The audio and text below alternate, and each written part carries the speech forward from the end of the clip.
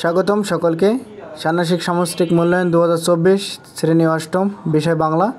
তোমার বিদ্যালয়ের উন্নয়ন বিষয়ক বৈঠক অনুষ্ঠিত হবে।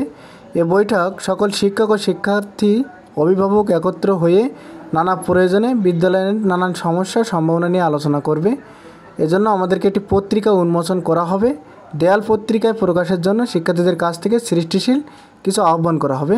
কাজ 1 ক দেখো, জোড়ায় আলোচনা করতে হবে।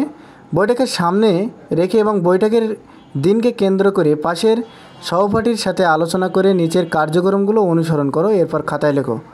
তোমার বিদ্যালয়ে বিভিন্ন প্রয়োজন বা সমস্যা খুঁজে বের করতে হবে। এসব প্রয়োজন বা সমস্যা নিয়ে কার কার সাথে যোগাযোগ করা যায় তার তালিকা তৈরি করতে হবে। যোগাযোগের মাধ্যম ও উপকরণ কী হতে পারে সেগুলো আমাদেরকে নির্ধারণ করতে হবে।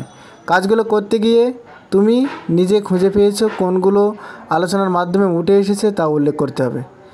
2 দেখো, তালিকা থেকে যে কোনো একটি প্রয়োজন বা সমস্যা নিয়ে 2টি যোগাযোগের নমুনা তৈরি করতে হবে। নমুনা 2টির একটি হবে মৌখিক আর একটা লিখিত। এবার দেখো, নমুনা 2টি তৈরি করে পাশের সহপাঠীর কাছ থেকে নেওয়া যাবে।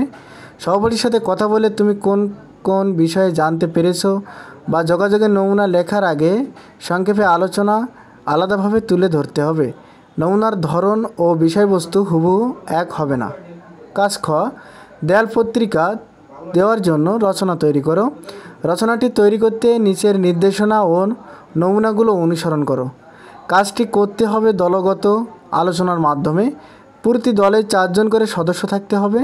আমাদের যে দেয়ালিকা পত্রিকা করতে হবে তার আমাদের কিছু অনুসরণ দিয়েছে, যে নমুনামূলক কী কী অনুসরণ করতে হবে। রচনা কাঠামো বিষয়বস্তু নিয়ে নতুন নতুন ধারণা নিয়ে আলোচনা করতে হবে। নমুনা লেখাটি লেখার আগে দলীয় আলোচনার মাধ্যমে কী কী সিদ্ধান্ত নেওয়া যায়, গুরুত্বপূর্ণ বিষয় উঠে এসেছে তা লিখতে হবে।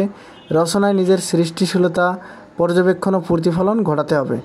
নিচে দেখো কয়েক ধরনের রচনা দেওয়া হয়েছে। একটা বিবরণমূলক রচনা দিয়েছে, দেখো বিদ্যালয়, শ্রেণীকক্ষ, স্কুল মাঠ, পাঠাগার। বিশ্লেষণমূলক রচনা, তথ্যমূলক রচনা আর কল্পনা নির্ভর রচনা। কল্পনা নির্ভর দেখো বিদ্যালয়কে ঘিরে কোনো গল্প যদি থেকে থাকে। তথ্যমূলক যদি বিদ্যালয়ে গুরুত্বপূর্ণ কোনো তথ্য থেকে থাকে। তো এই নিয়ে আমাদেরকে একটা রচনা লিখতে হবে। সকলকে ধন্যবাদ। সবাই সাবস্ক্রাইব করে পাশে থাকো। উত্তরপত্র আমাদের এই চ্যানেলে আপলোড হবে কিছুক্ষণ পরে।